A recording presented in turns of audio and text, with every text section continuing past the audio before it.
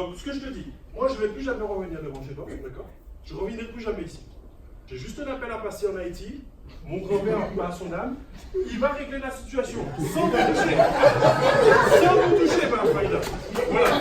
C'est la dernière fois que je vous vois. Et puis, je vous souhaite une bonne journée. À bientôt.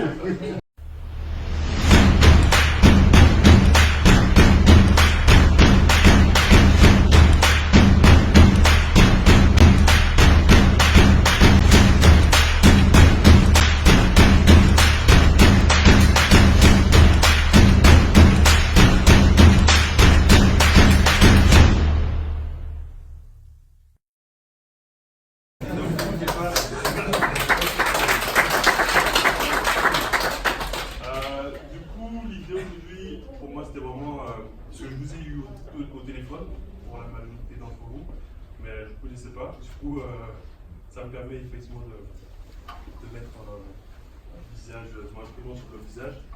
Et puis vraiment que chacun là puisse se dire, ben, ok, ben, si lui il a fait ça, ben, c'est possible. Parce que, en gros, si moi je te le dis au téléphone, tu dis, ouais, ben, Kenty, t'es bien gentil, mais est-ce que ça marche vraiment? Mais là, aujourd'hui, tu verras que c'est pas du flanc, il y en a là parmi vous qui envoient du lourd. Donc, c'est pour te dire que c'est possible. Parce que là, peut-être que quand on s'est vu, tu avais un objectif, tu t'es dit, bon ben, on appelle Kenty pour. Parce que je sais pas, j'ai envie de gagner, je sais pas, 700 euros, non, ça c'est pour le marathonien ça.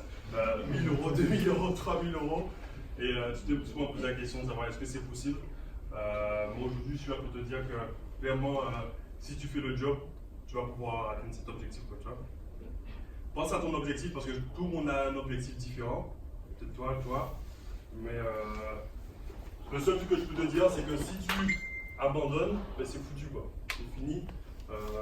Personne ne pourra t'aider. Par contre, si tu lâches rien et que tu avances, ben, tu vas pouvoir atteindre tes objectifs. En tout cas, moi, je suis là vraiment pour te donner toutes les clés, tout ce que je sais, pour t'aider vraiment à atteindre cet objectif.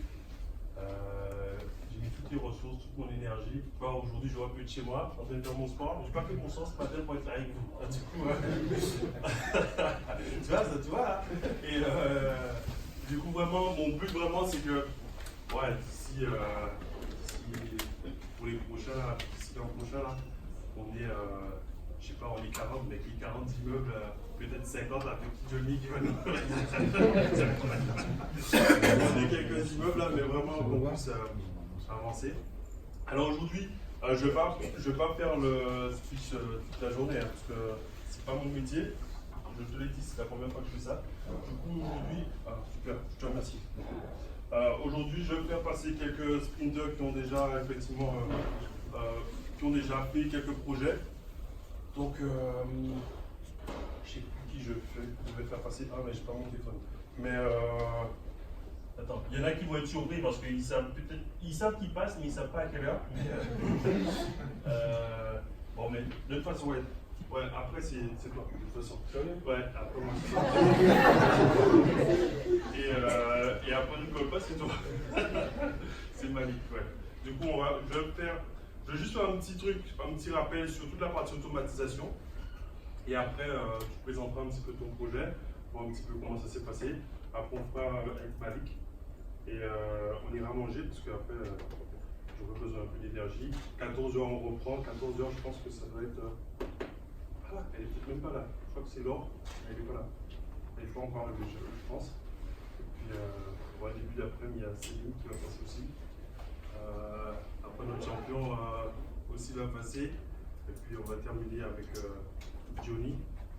Et puis, après Johnny, il sera peut-être à 17h. Et puis là, on fera peut-être des petites photos tranquilles, détente, pour peut-être discussion entre nous. Parce qu'il y aura des choses qui se seront dites ici. Et puis, on va peut-être poser des questions, mais on ne pourra pas traiter toutes les questions de tout le monde. Hein, Laura? Je t'appelle, et du coup, je taquine tout le monde aujourd'hui. Tout le monde va prendre pour son place. Merci. Pour l'anecdote, pour ceux qui ne viennent pas aux sessions questions-réponses, parce qu'elle, elle est bien. Voilà, Laura, effectivement, elle pose pas mal de questions, et du coup, c'est assez drôle de temps en temps. Et donc, voilà. Du coup, ouais, donc après Johnny, effectivement, on terminera. Et s'il y a des questions, donc, on fera une petite discussion entre nous. Et puis après, pour 18h, on moi je remonte dans le nord. Malheureusement, je ne suis pas d'ici. Bon. Du coup, ouais. Déjà pas d'ici et pas d'ici de Paris. Quoi. Vous avez compris. Vous avez compris le jeu de mots. Du coup, ouais. Alors, pourquoi je voulais faire un petit point sur l'automatisation? Parce que, comment dire, aujourd'hui, si tu te lances sur les immeubles, tu vas forcément avoir pas mal de biens. Tu vas en avoir peut-être, si tu as un immeuble de 4-5 appartements, ben, tu auras peut-être 3, 4, 5 appartements qui seront en location courte durée. Alors, ce qu'on va voir aujourd'hui, ce ne sera pas applicable pour la location meublée standard. Mais en tout cas, ce sera vraiment indispensable pour la location courte durée. Si vraiment tu ne mets pas ça en place pour la location courte durée, ben, là, tu n'es plus investisseur. Quoi. Tu deviens, je ne sais pas comment ça s'appelle, mais c'est un autre boulot quoi, que tu t'es créé. L'idée, c'est vraiment pas de devenir agent immobilier ou je sais quoi. C'est vraiment de se dire que tu dois être focalisé en mode investisseur et te dire que ton job, c'est simplement trouver des biens. Trouver le financement. Le financement, il y en a suffisamment en termes de boulot à faire pour te dire maintenant tu vas te transformer en gestionnaire de biens ou alors en artisan. Quoi. Parce que j'en ai vu qui essayent de monter des meubles avec des visseuses et tout. C'est pas de qui je parle. Non mais clairement, j'ai fait l'erreur aussi. Et si je te dis que ton job c'est vraiment d'être investisseur, vraiment reste dessus. Quoi. Parce que si tu essaies de faire tout le boulot, c'est-à-dire être investisseur, être agent immobilier, être courtier, être artisan, tu vas te cramer. Vraiment. Parce qu'il y a un mec qui disait souvent, il y en a même, ils veulent même faire le notaire, quoi, tu vois. Genre, ok, t'inquiète, on va signer le compromis, c'est moi qui vais le signer, c'est moi. Non, mon gars, ton job, c'est trouver le bien. Trouver le bien, mettre en place le système et puis et travailler dessus, quoi. Okay. Alors, pour automatiser le système, comme je disais, je ne sais pas s'il y en a qui ont regardé la semaine 6 du programme. En tout cas, nous, on va utiliser ce qu'on appelle un channel manager. Alors, tous ceux qui sont pas arrivés jusque-là, en fait, le channel manager, c'est un outil qui va nous permettre de pouvoir communiquer avec toutes les autres plateformes de réservation. Parce que le but, c'est que si tu veux faire de la location courte durée, c'est que tu puisses avoir des clients qui arrivent de Booking, des clients qui arrivent de Airbnb, Expedia, Abritel, etc. et j'en passe. Alors, au début, quand tu vas commencer, je t'invite il y a deux stratégies. Soit tu te dis, ok, j'ai la motivation et la force et je publie partout. Ou soit tu dis, je veux être efficace et je me focalise sur les 2 plateformes ou 3 plateformes qui vont vraiment m'apporter le plus de réservations. Moi aujourd'hui, avec le retour que j'ai, les 2 plateformes qui remplissent 80% de mon agenda, c'est Airbnb et Booking. Okay. Donc du coup, pour pouvoir communiquer, alors je ne peux pas très bien non plus, hein, ça je pense que vous voyez dessus. Alors, pour communiquer avec Booking et Airbnb, on va utiliser Base24. Alors, Base24 va nous servir à faire plusieurs choses. C'est-à-dire qu'on va pouvoir communiquer au niveau du prix. D'accord? Donc, tout ce qui va être prix, ça va directement, c'est Base24 qui va gérer ça. Mais le truc le plus important que Base24 va gérer, c'est le calendrier. Okay. Alors pourquoi je te parle de ça? Parce que, en fait, moi j'ai vraiment servi de cobaye pour ça. Parce que j'ai eu des cas où genre j'arrive et puis le mec il me dit bonjour monsieur Paulestin, je suis arrivé pour le logement 1. D'accord? Bonjour monsieur Paulestin, je suis arrivé pour le logement 1. Ah bon, mais il y a déjà quelqu'un qui m'a appelé tout à l'heure. Ah ben non, c'était pas moi. Ah ouais. Bon, qu'est-ce qu'on fait? Ben écoutez, j'ai plus de logement 1, j'en avais qu'un du coup. Quand c'est comme ça, mais là, il faut déjà, à ce moment-là, du coup, je me déplace encore. Du coup, je vais sur place, je fais OK, excusez-moi, pardon. Écoutez, ben, je vais vous donner une chambre d'hôtel, quoi, tu vois. Du coup, là, je prends une chambre d'hôtel. Je me rappelle, c'était 50 € la nuit pour cette petite dame. Parce qu'après, elle m'a mis un mauvais commentaire. Quoi. Ah ouais, je suis arrivé, elle a raison en même temps, tu vois. Mais elle a mis un mauvais commentaire du genre, ouais, machin. Elle est arrivée, c'était pas top. En plus, l'hôtel que je lui ai mis, c'était pas top non plus. Et du coup, c'est vraiment un stress inutile. Donc, si je peux t'éviter ça, c'est vraiment de vraiment bien paramétrer ton système, quoi. Parce que n'essaie surtout pas de te dire, ben, ok, je suis pas fort en technique, machin, je vais faire ça à la main, tu vas te cramer. Alors pour un appartement, 2 appartements, ça va. Mais quand tu vas en avoir 5, 6, et c'est ce que je te souhaite, ben, ça devient une usine à gaz, parce qu'à un moment, même si tu fais du copier-coller, tout ça, c'est des erreurs que j'ai faites. C'est-à-dire, je fais copier-coller, j'envoie, ah merde, c'est le 4, ah non, excusez-moi, je vous renvoie le 5. Ah mais en fait, je suis déjà installé. Non, mais il faut sortir. Tu vois, là, c'est chiant. Et après, je me suis dit, mais comment faire pour pouvoir justement éviter à faire ce genre de choses.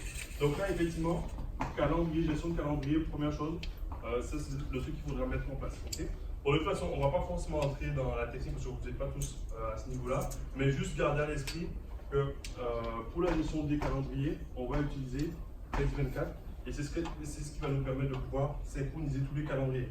La magie de l'histoire, c'est qu'une fois que la personne a réservé par Airbnb, Airbnb renvoie l'information à Place24 disant ben, écoute, pour ce créneau-là, pour cet appartement-là, ben, j'ai plus de dispo, donc maintenant toutes les autres plateformes ont l'information.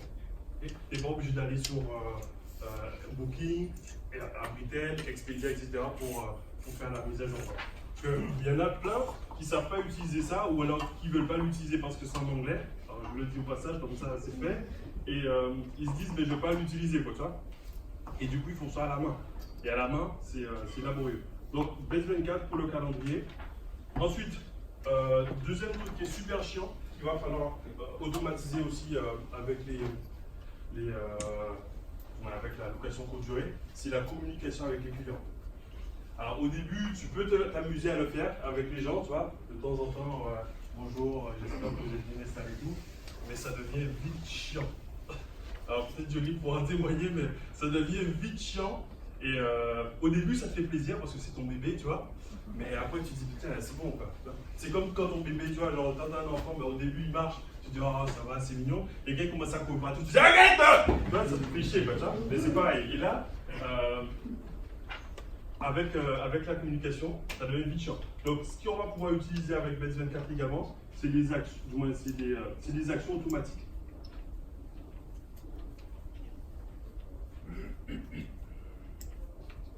Les actions automatiques, on va pouvoir faire plusieurs choses. La première chose qu'on pourra faire, c'est toute la partie message. Ouais, quand je dis message, c'est mail. On va pouvoir, dès que la personne réserve un appartement, on va pouvoir lui envoyer un message automatique. Bonjour, j'espère que vous allez bien. En plus, ce sera toujours chaleureux parce que c'est le robot qui fait, tu vois. Il ne change pas d'humeur, c'est toujours chaleureux. Bonjour, j'espère que vous allez bien, machin. Nous sommes contents de vous accueillir dans notre logement. Donc voilà, et vous allez recevoir vos codes d'accès. Alors pourquoi je parle de code d'accès? Parce que, comme je l'ai dit, le but c'est pas de transformer un agent immobilier. C'est pas genre le mec, il arrive à, je sais pas, à 23h, ben, que tu dois te lever, il dit chérie, j'arrive, je vais apporter les clés, quoi. Non. Le but c'est qu'on mette en place un système de code. De toute façon, ça c'est expliqué dans le programme. Mais c'est juste pour redonner un peu le contexte. Donc le système de code que moi j'utilise, c'est des boîtes à code qui sont directement soit à l'extérieur, de l'immeuble, ça j'en ai un, et soit directement à l'intérieur de l'immeuble, mais au niveau de chaque porte, comme ça. Donc du coup, la personne elle arrive, elle a son code, elle fait son code, elle récupère ses clés. Mais pour pouvoir envoyer le code à la personne, on va utiliser Place24. Parce que si tu le fais manuellement, c'est ce que je faisais tout à l'heure, tu vas envoyer le code de l'appartement 1, pour le mec de l'appartement 2, il va arriver, il va te dire, ben, en fait, le code ne marche pas. Et par contre, je l'ai pas dit, mais il arrive à 2h du mat, ce mec-là, tu vois. Donc du coup, il t'appelle, machin, qu'est-ce qui se passe, j'ai pas mon code. Ben oui, mais je vous l'ai envoyé, mais non, ça marche pas. Et du coup, tu te rends compte qu'en fait, tu lui as envoyé le mauvais code, et du coup, c'est galère. Avec ça, justement, tu n'as plus ce souci-là, tu vas pouvoir dire, ben, appartement 1, dès que la personne a réservé appartement 1, mon outil lui envoie son code pour l'appartement 2, si c'est le mec de l'appartement 3, etc., ça va pouvoir lui envoyer les actions de façon automatique, les messages, les mails de façon automatique. Et il y a un autre truc qu'on peut faire aussi avec ça, c'est que le mec quand il va arriver, tu vas lui envoyer un mail, mais peut-être que ce n'est pas lui qui a réservé. Ou alors, il n'avait pas accès à ses mails. Tu vois. Donc ce qu'on peut faire aussi, c'est qu'on peut pouvoir lui envoyer des SMS. Donc là, avec les actions, on peut envoyer soit des mails, et soit on peut envoyer des SMS. Alors, les SMS, il y en a au début qui seront friands. Ils vont vite se calmer parce que c'est payant. Du coup, il y en a qui vont dire ouais, j'envoie un message à la confirmation, etc. Mais moi, j'envoie des SMS vraiment que pour les trucs importants, c'est-à-dire le code. J'envoie juste, écoutez, voici votre message, voici code appartement 1, code, je sais pas, etc.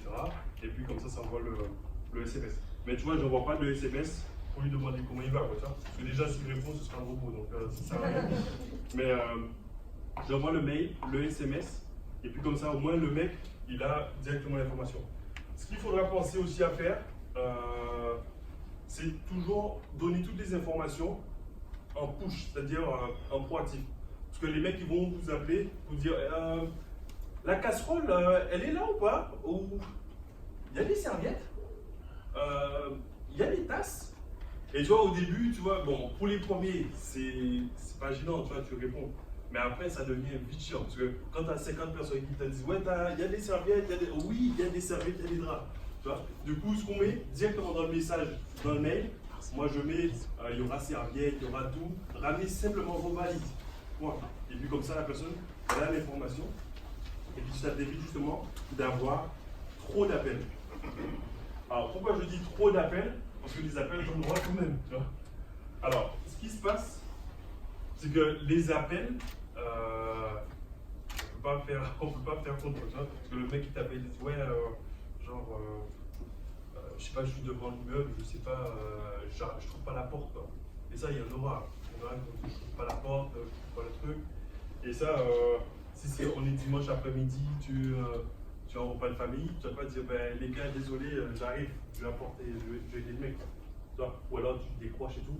Tu peux, mais je trouve que ça devient, on devient esclave du truc, quoi. Et comme je dis, il faut vraiment se dire, le but, c'est d'avoir un système qui soit à côté et qui fonctionne. Tu vois, moi je suis avec vous là, mes apparts ils tournent. Là il est quelle heure?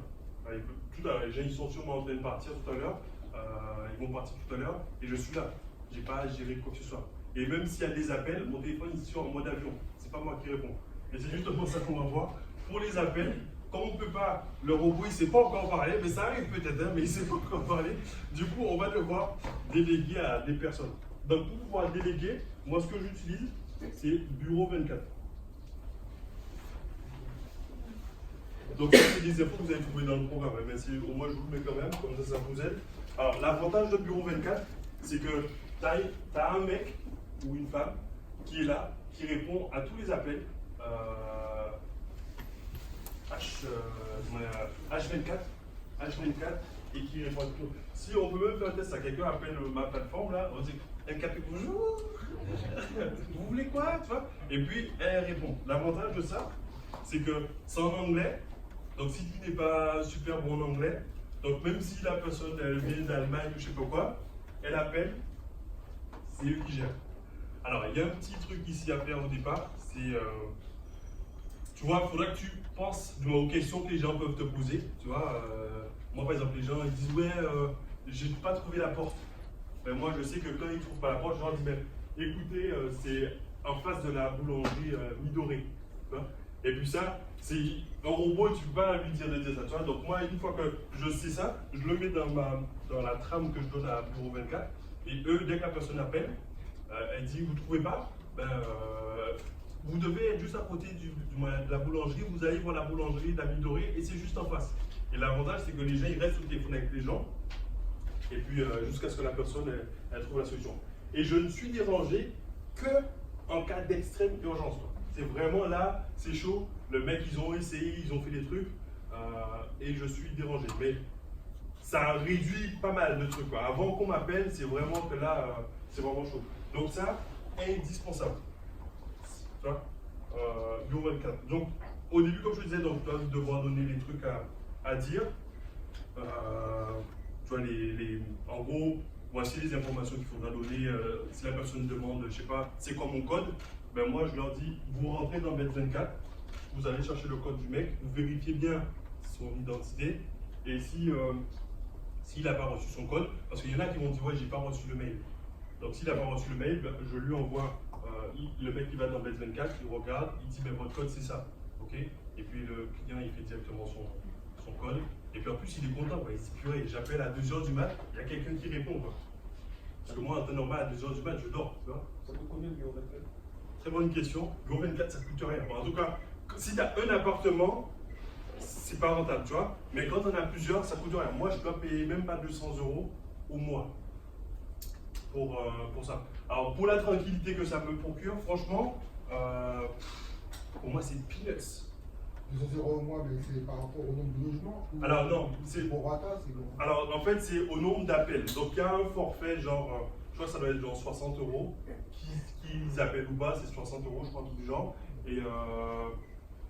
Et après, une fois que tu mets c'est tu vois, au temps de passer à l'appel, tu vois. Genre si la personne passe, ça doit être genre peut-être 10 centimes la minute ou tout le genre.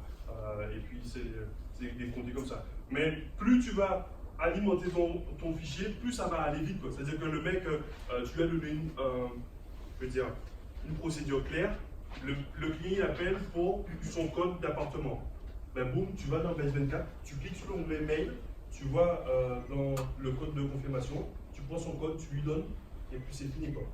S'il doit aller chercher des informations et tout, c'est chaud, tu vois. Et puis, du moins, tu ne vas pas être rentable, tu vois. Mais si le client, du moins, la procédure est claire, ça va aller vite au téléphone, et puis ça ne va pas coûter grand-chose. Tu vois, moi, là, j'en ai 10 en location courte durée, full, et je te dis, ça me coûte 200 balles. Même pas. Je suis même pas sûr. De toute façon, tous ces services, on peut les déduire bientôt. Ben, tu les déduis de tes charges, ça devient des charges. Donc du coup, faut vraiment pas se priver, quoi. Pour ça, en plus, même, je veux dire, même si c'était pas déductible, j'aurais pris ça. Parce que ta tranquillité, franchement, ça n'a pas de prix. Au début, on se dit, ouais, t'inquiète, je vais faire. Donc là, tu te dis, tu déchantes rapidement. Parce que les gens qui t'appellent, machin, ah oui, j'ai pas trouvé. Et tu vois, bon, moi j'aime bien les gens, mais à part de moi, ça devient cher parce que c'est les mêmes questions connes, tu vois. Bon, elles sont pas connes, mais genre, y a la serviette? Oui, madame, il y a la serviette. Monsieur, il y a des draps? Oui, monsieur, il y a des draps. Tu vois, mais. C'est pas mon job, quoi, tu vois. Donc, du coup, je laisse ça aux gens qui auront toujours la pêche, tu vois, le sourire et tout, parce qu'en plus, s'ils sont pas bien, tu peux les virer et tu dis, moi, celui-ci, je veux plus qu'il réponde à mes appels, tu vois. Parce qu'il n'est pas assez souriant. Moi, je veux qu'il sourie quand il répond à mes clients, quoi. Je dis, bonjour, oui, un café, bonjour. Oui, moi je vais bien vous aider, madame, pas de problème. Et moi, ça, j'ai pas à faire, tu vois, parce qu'après, ça me fatigue. Mais du coup, ça, pour les appels, indispensable, ok? Alors, il y a d'autres choses maintenant. Donc, on a vu les appels. Il y a autre chose que tu devras effectivement automatiser, parce que j'espère que tu vas pas aller faire ça, c'est le ménage. Hein? Alors, le ménage, moi, j'ai une femme de ménage, du coup. Alors je sais qu'ici, il y en a qui travaillent au black, mais je ne veux pas dire qui. Mais faites gaffe quand même à ça. Tu vois, je le dis juste au passage.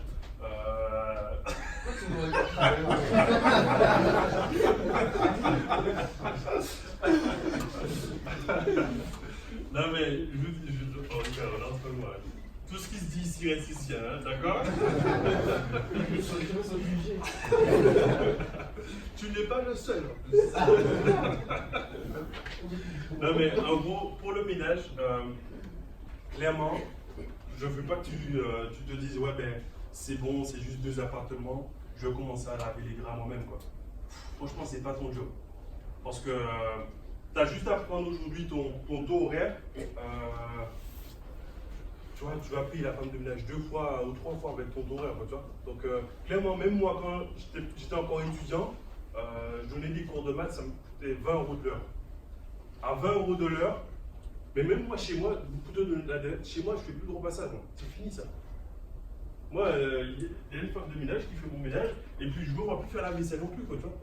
Ça c'est des trucs à 10 € de l'heure, pourquoi tu vas aller faire ça? Il faut qu'aller ce temps-là pour aller chercher des actions, des trucs qui vont te ramener de l'argent. 10 € de l'heure, mec, c'est peanuts, quoi. Alors, je ne suis pas en train de cracher sur quoi que ce soit, mais en gros, il faut se dire que le ménage, clairement, je ne vois personne ici aller laver des draps, quoi. S'il te plaît. Non, mais sérieux, je dis ça parce qu'il y en a qui, peut-être, ils pensent, ils disent, ah ben les 10 € là, je vais les prendre pour moi. Non, mon gars, non. Laisse ça pour quelqu'un. Parce qu'en plus, les 10 € de l'heure, en fonction de la taille de ton logement, tu vas même pas, ça va peut-être même pas te coûter 10 € de l'heure. Parce que le SMIC, je crois que ça doit être un truc à 8 € et quelques, un truc du genre. Donc, même si tu embauches la femme de ménage, genre tu l'embauches, moi mes 2 femmes de ménage, elles sont embauchées, ça me coûte moins de 20 € du ménage, quoi, tu vois. Alors, pour ne pas avoir à faire le flic, parce que comme je dis, moi, mon temps il est précieux. Donc, je ne veux pas être là à dire, t'arrives à quelle heure? Ah ouais, aujourd'hui tu arrives à 11h10, hein, on va enlever les 10 minutes sur ton salaire. Non, j'ai pas à faire ça moi. En fait, je fais la chose vraiment plus intelligemment, je laisse tout mon responsable. Je lui explique, écoute, là c'est un business, ok? Toi, si je loue pas, ben tu bouffes pas. Okay? Donc, si tu veux faire en sorte de me flinguer, on va couler tous les deux, c'est notre bateau. Donc je te dis, écoute, moi ce que je veux, je suis pas là pour te casser la tête et tout. Moi, je sais qu'on travaille intelligemment. Okay? Donc, tu fais le job, les clients ils sont contents, on continue de louer, tu es content, je suis content, tout le monde est content. Par contre, si les clients ne sont pas contents, on ne va plus louer. Et si on ne loue plus, tu ne vas plus bosser. Moi, je serai quand même content parce que je vais passer en location meublée standard, tu vois. Mais toi, tu ne vas plus bosser, tu vois. Donc, fais le job pour que tu puisses continuer de manger, quoi. Et du coup, voilà. Et même, là, franchement, ça marche super bien. Moi, je te dis, il y a ma femme de ménage, elle est arrivée une fois, elle me dit, j'arrive, parce que toi, des fois, je passe devant les biens quand même, j'y fais de temps en temps. Et je suis passé, je la vois avec une personne, je dis, mais qu'est-ce que tu vas faire? Elle me dit, ouais, j'ai vu au commentaire, il y avait un mec qui a dit qu'on n'avait pas de truc pour accrocher les serviettes. Je dis, ah, ok, bon. Et elle a été mettre les trucs, mec. Elle a posé des accroches serviettes sur les portes de la salle de bain. Franchement, je me dis, mais une fois, ça c'est cool. Parce que j'ai pas à faire le flic. Elle sait que c'est son business, quoi, tu vois. Je l'implique dans le truc. Tu vois, j'ai pas à la forcer ou quoi que ce soit. Elle sait que c'est son business, elle fait le job. Excuse-moi, Candy, mais la femme de ménage, tu l'emploies à plein temps, genre c'est en CDI, tu l'embauches? Ouais, j'ai mis un CDI, ouais. Parce que si tu mets j'ai fait le test. Tu payes le SMIC, tu as payé 200. Alors, elle est en mi-temps. Elle est à mi-temps. Okay. Les deux sont à mi-temps. Donc, c'est pas grave, tu es en retard, mais tu peux rentrer quand même, t'inquiète. La femme de ménage, elle a accès aux informations par rapport Bonne question. Elle est sur la plateforme? Alors, effectivement, donc là, pour pouvoir justement ici, tu vas avoir un accès. Donc, la femme de ménage, elle aura accès directement. C'est-à-dire que je ne vais pas lui dire, au fait, Nadège, aujourd'hui, il faut faire l'appartement 1. Au fait, il faut aller sur l'autre immeuble, etc. Non. Elle a sa plateforme, le matin, elle se lève, elle regarde, elle fait, ah, ok, aujourd'hui, il faut faire l'appartement 2. J'y vais, je fais mon ménage, et puis je m'en vais. Comme ça, moi, j'ai vraiment pas à intervenir. J'ai pas d'informations à donner. Tout le truc est ici. Une fois que tu as mis le système en place, tu peux vraiment te détacher, quoi, tu vois. En gros, elle a l'information ici, et puis comme ça, elle va directement faire les logements. Et pour te dire tout ça aussi, c'est même au niveau des femmes de ménage, comme j'en ai 2, chez nous, il y a un truc qu'on dit, genre, quand un enfant genre a 2 parents, ben, il n'est pas bien occupé, quoi, tu vois. Genre, en gros, si les 2 sont responsables, ben, ça ne va pas être fait, tu vois. Donc, je dis, ok, Nadège, c'est toi qui es responsable maintenant. Tu vois, parce qu'elle se sent valorisée, et du coup, s'il y a un truc à faire, ne m'appelez pas pour me dire, ouais, mais en fait, Nadège, elle n'a pas fait, ah, mais non, c'était pas à moi de le faire. Non, écoute, je ne suis pas là pour gérer vos embrouilles. Nadège, c'est toi qui es responsable maintenant. Donc, si il manque un truc, Stéphanie, tu vois avec Nadège. Et si vraiment c'est grave, tu vois avec moi. Du moins, Nadège, je verrai avec moi, tu vois. Mais je veux pas que. Il faut vraiment essayer d'enlever le maximum de points d'entrée sur toi. C'est-à-dire qu'il ne faut pas que les clients puissent t'appeler, la famille puisse t'appeler, l'artisan puisse t'appeler, elle puisse t'appeler. Non. Plus tu vas réduire les points d'entrée sur toi, plus tu seras tranquille. Okay? Donc, la femme de ménage, pareil. Donc, moi, je les responsabilise comme ça. C'est-à-dire qu'elle sait que c'est le job, c'est notre job à nous. Donc, elle fait le boulot. Et puis, comme ça, je suis tranquille. Et pour justement tout à l'heure, je parlais du prix pour le ménage. Moi, pour facturer le client, je dis que par exemple, ma nuitée, elle est à 35 € et j'ai 20 € pour le ménage. Donc, que la personne vienne pour une nuit ou 2 nuits, ça va être complètement égal. parce que je sais que mon ménage, il est déjà pris en compte. Donc c'est pour toi aussi, il ne faut pas que tu dises, ah mais je vais payer la femme de ménage, etc. Non, c'est déjà compris dedans. Okay? Et pour ne pas avoir, je termine juste, pour ne pas avoir à gérer cette histoire de oui, t'arrives à telle heure, etc., moi je mets un forfait. Donc je dis que tel logement, il faut prendre à peu près, allez, disons, 1 heure pour faire un logement. Alors tu vois, mes logements ne sont pas grands. Donc moi, 30-45 minutes, tu peux faire mon logement quoi. Donc moi je me suis dit, ok, 10 €, en plus c'est très bien payé, 10 €, parce qu'elle ne fait même pas 1 heure. Donc en 45 minutes, elle a fait le logement et elle a gagné 10 €. Tu vois. Mais moi, ça va me coûter plus que 10 € parce que je dois aussi payer les charges sociales. Mais charges sociales compris, on est à 15-16 € quoi, tu vois. Donc il me reste encore 3 € pour faire de la comment je dirais ça, toute la partie traitement administratif quoi, on va dire. Bon, vraiment au total, moi ça me coûte rien le ménage. Donc vraiment, tu dis Mais 3 €, tu peux acheter la lessive, des trucs comme ça. Ouais. par exemple, tu vois. Donc clairement, il faut te dire, je peux avoir quelqu'un ici faire le ménage ou aller se dire ben, qu'on va gérer les trucs. Et la question se dit, mais ok, pourquoi j'ai embauché? Parce que la personne, elle se sent engagée. Demain, là, si il y a quelqu'un qui appelle, il y a un truc, je sais pas, il faut aller acheter des trucs, ben, la femme de ménage, elle va y aller, quoi, ça. Par contre, si c'est un mec, un prestataire, tu vas pas lui dire, écoute, tu peux pas s'y chercher la lessive, s'il te plaît? Tu vois, c'est chiant. Donc là, la femme de ménage, elle est là, il y a de la lessive à aller chercher, ben, elle y va. Alors, ça m'est arrivé d'aller chercher des trucs, mais tu vois, quand j'y vais, j'achète en gros, quoi, tu vois. Genre, j'achète 100 boulots de PQ, des trucs, je sors de là-bas, et puis je mets tout ça à la cave, et puis après, elle se débrouille. Je sais que j'en ai pour 4, 5, 6 mois, et puis après, j'ai remis. Il y aura toujours des petits trucs à acheter entre temps, mais comme elle est dans l'équipe, tu vois, elle se sent engagée, et des fois, elle m'envoie sur sa pointeuse, ben, j'ai acheté du PQ, j'ai acheté du café, j'ai acheté du sucre, etc. Et moi, j'ai juste à rembourser. Je ne me suis pas déplacé, mon boulot s'est fait, nickel. Tu vois. Donc vraiment, je pense que c'est une bonne idée de se dire, ben, pas juste se dire, je suis là pour prendre du cash, juste récupérer de l'argent, et puis c'est moi. Non, il faut se dire que tu es là pour faire vivre l'économie, tu es là pour faire vivre l'écosystème.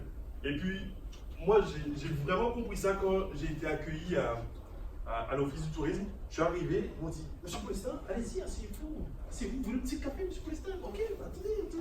Je dis, putain, pourquoi les mecs ils m'accueillent autant, quoi? Et c'est après, ils m'expliquent, mais Monsieur le Président, quand les gens sont bien accueillis chez vous, ils restent plus longtemps dans la ville. S'ils restent dans la ville, ils mangent, ils vont au restaurant, ils vont visiter le musée, ils vont au cinéma. Donc, tout ça, tu fais partie de l'écosystème, tu vois. Et la femme de ménage, mais si elle bosse bien, ben elle va pouvoir faire vivre la ville. Si la ville vit bien, ben la ville elle grossit. L'infrastructure de la ville s'améliore. Mon business, même mon bien, mon patrimoine prend de la valeur.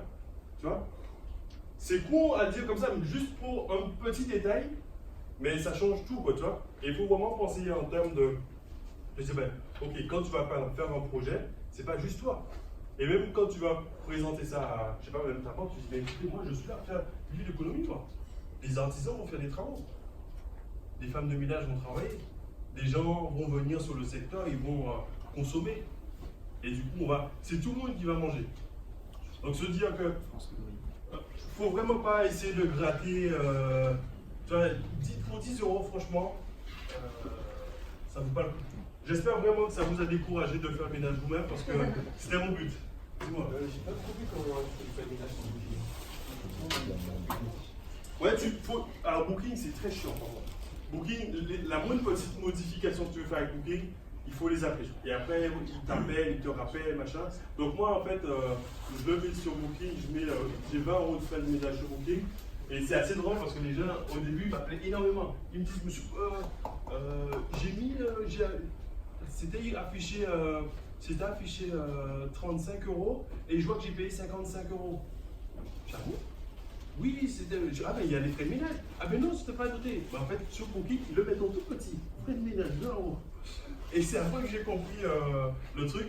Mais il faut que tu les appelles. Tu les appelles, tu leur dis de mettre les frais de ménage en plus. Et puis comme ça, ce serait écrit en tout petit en bas. Et les gens, des fois, ils vont t'appeler, ou pas. Mais bon, après, c'est vraiment les relous qui appellent. Hein, tu vois. Puis, moi, maintenant, ils ne tombent pas sur moi, donc ils peuvent m'appeler. Mais, Ah, mais ça peut avoir un mauvais commentaire après, non? mais franchement, déjà, j'ai envie de dire, on ne travaille pas avec les pauvres. Quoi. Si tu ne peux pas payer 20 balles de ménage, va ailleurs. Quoi, Par rapport au code ménage, c'est la fréquence pendant laquelle la personne elle est présente dans la porte ou avant, c'est logique, mais c'est pendant son séjour. Alors moi je fais, ça c'est une très bonne question, en plus ça me fait penser à une anecdote.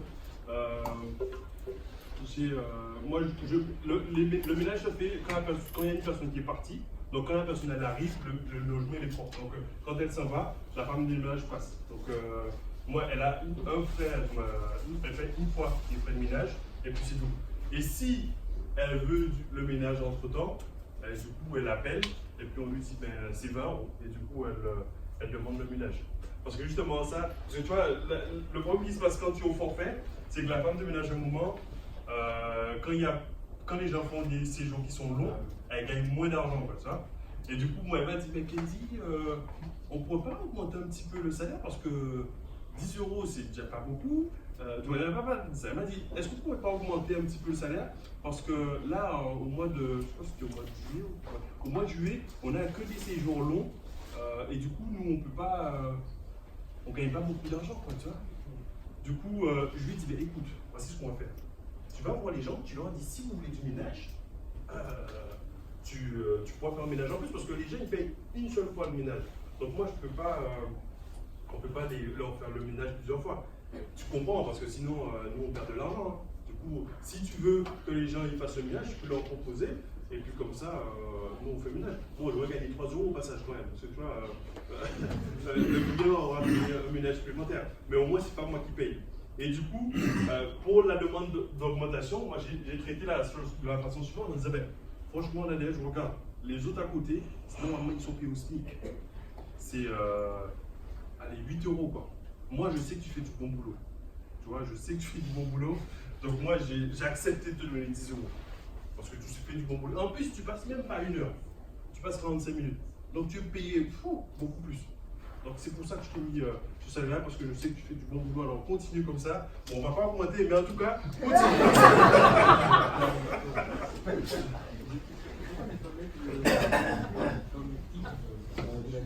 Le ménage, du coup, les en ménage, mais au lieu d'être à 35 pour le ménage, mais directement à 55, il n'y a rien du tout en ménage. C'est pas surpris.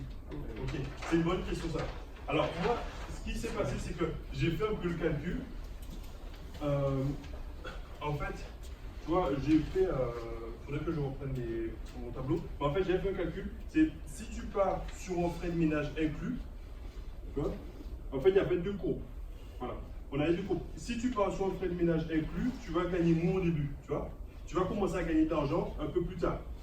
Par contre, si les gens prennent des séjours qui sont courts, genre, moi j'ai fait le calcul pour moi, à moins de 4 jours, je perds de l'argent. Donc c'est plus judicieux pour moi de faire ça. De louer un peu plus cher, de louer juste avec le ménage inclus tout de suite, avec le forfait. Et puis après, certes, sur des séjours qui sont longs, je gagne moins, tu vois, mais ça arrive très peu. Tu vois, des gens qui prennent 1 mois, il y en a qui ont de la chance ici, qui ont des trucs, des réservations à 1 mois. Mais ça arrive, mais c'est plus rare. Comme tu vas avoir des séjours qui sont, qui sont courts, genre de 1 à 5 jours, vaut mieux être dans ce cas de figure-là, c'est-à-dire facturer directement le ménage. Parce que moi, tu vois, je suis à 4 jours. Quand quelqu'un prend, si la personne prend 10 jours, je gagne un peu moins, mais sur la masse, tu vois, sur les 80% de réservations que je vais avoir, je serai dans ce cas de figure-là. Donc c'est beaucoup plus judicieux de facturer le ménage en plus. Et le truc, c'est que quand c'est un ménage, tu vois, quand la personne vient une nuit, ben, moi je ne suis pas perturbé. Parce que quand tu inclus, tu dis, purée, une nuit pour 40, même si tu as mis 40 €, et même ça dépend du logement, tu vas si tu inclus le ménage, tu ne peux pas mettre 20 € en plus sur ton prix à la nuit. Tu es obligé de mettre genre 1 €, 2 € en plus. Mais pour pouvoir être rentable, pour rattraper ça, il faudrait que tu fasses au moins 20 nuits, quoi, tu vois. Si tu as mis 1 €, il faut que ce soit 20 nuits minimum pour que tu rattrapes ces 20 € là. Alors que quand la personne est venue. Moi, si la personne vient pour une nuit, pas de problème. Moi, ça me gêne pas. Quoi. BS24 filtre les différents clients potentiels ou c'est comment? Ou c'est toi qui fais la sélection?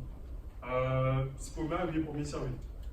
C'est-à-dire, si la personne a réservé sur Booking ou je sais, ou je sais pas, sur Airbnb, le premier arrivé, c'est le premier servi, après ça bloque la réservation.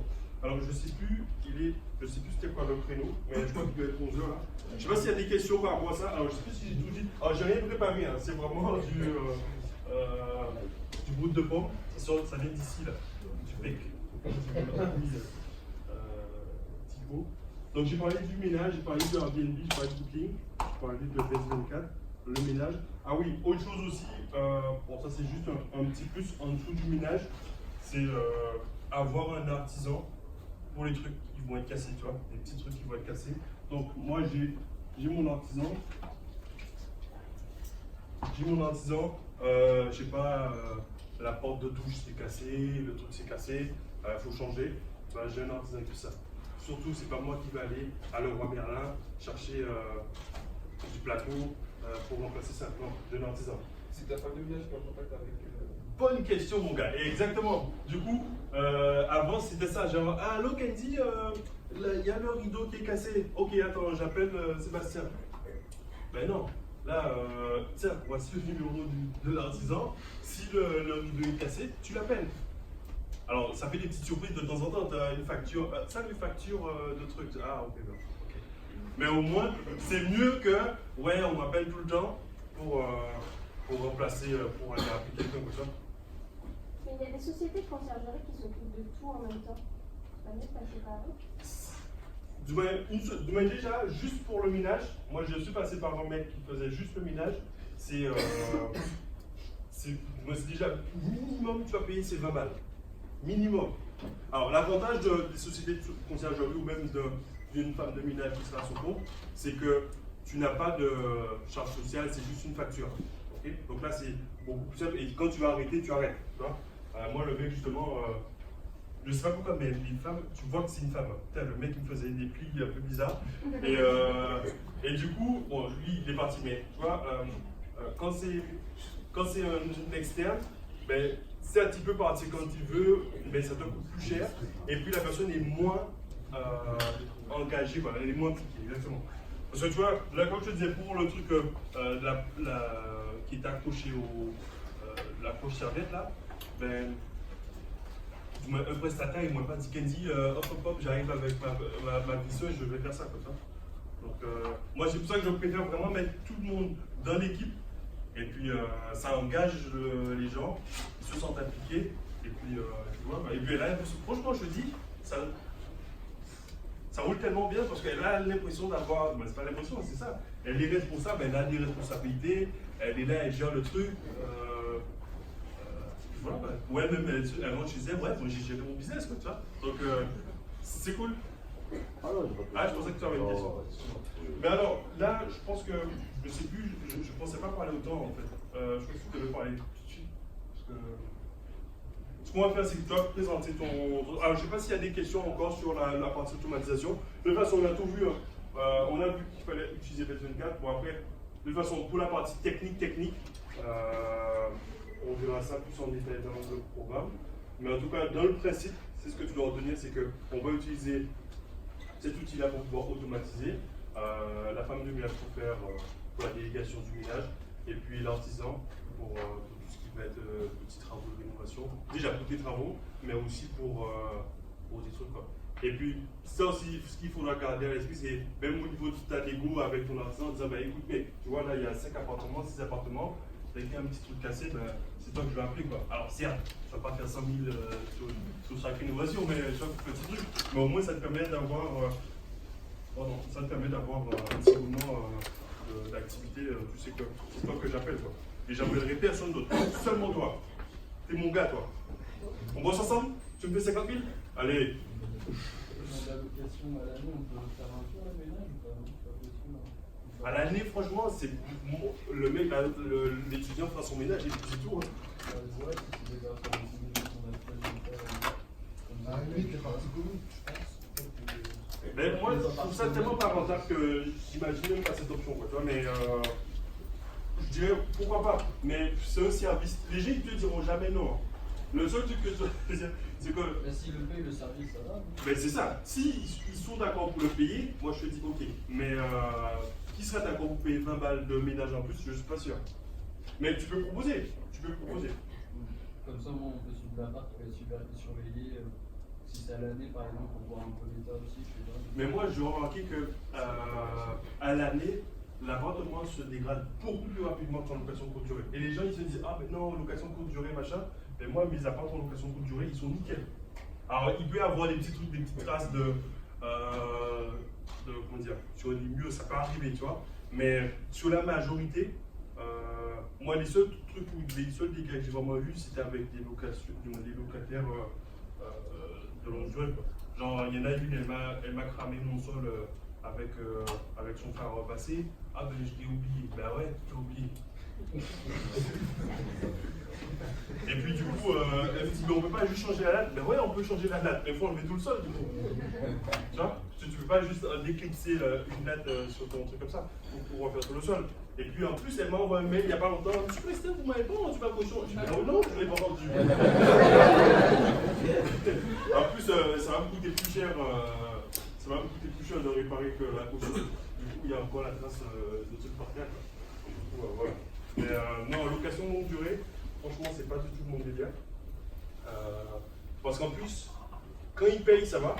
Mais quand ils payent pas, mon gars, c'est chaud. C'est chaud.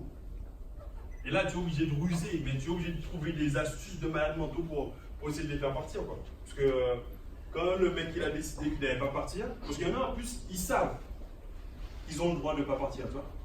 Ils sont au courant que là, c'est chez eux, tu ne peux pas les mettre dehors, quoi. Ils peuvent même être arrogants, quoi. Ils disent, mais tu vas faire quoi? Je ne vais pas partir, et alors? Je dis, ben ok. Et moi, mais je te dis, moi il y en a une, je pense à ça. Et en plus, quand ils arrivent la première fois, ils sont super doux, c'est des agneaux. Mais ils sont tout, oh là là. Ouais, elle est arrivée, cette petite dame, je me dis, oh, c'est ma première locataire et tout. Bon, ben allez-y, madame, machin. Vous êtes au RSA, pas de problème.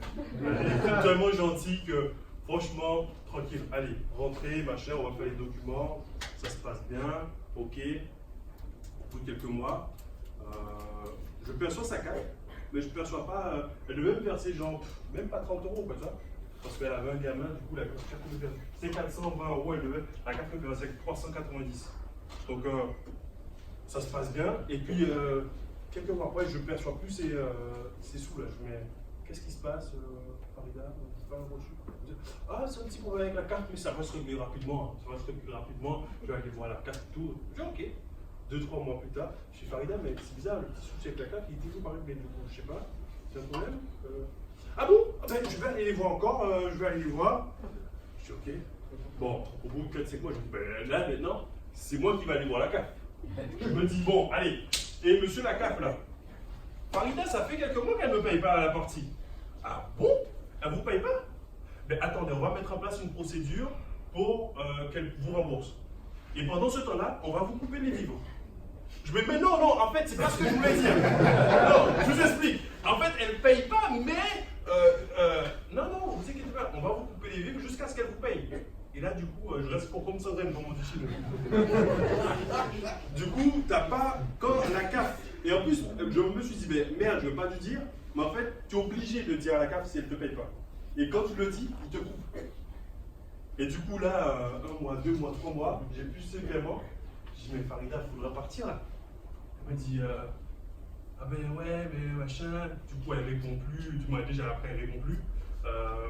Du coup, je tape chez elle, elle répond pas. Elle me dit, arrêtez de me harceler, sinon j'appelle la police.